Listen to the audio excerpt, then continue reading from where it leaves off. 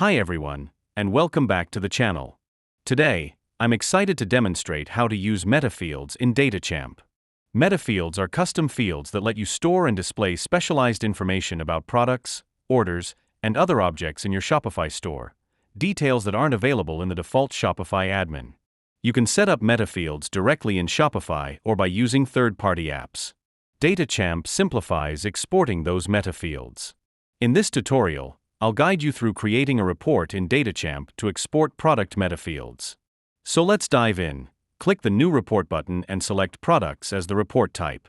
Next, add the column Metafields to your report. At this point, all available Metafields will show up in the report.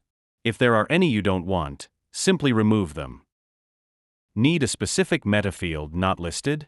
A quick tip is to duplicate an existing Metafield column and enter the key of your Metafield, without the domain. In our example, we'll use the key shape. We can now also rename the column to Metafield shape.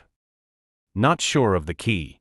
Leave it blank, and all Metafields will be included in the report. Once you're done setting things up, click Preview to make sure everything looks right. If it does, give your report a clear name, like Snowboards including Metafields. Save it, and click Run to create the export file. That's it. I hope this brief tutorial was useful. If you have any questions, drop them in the comments below. See you in the next video.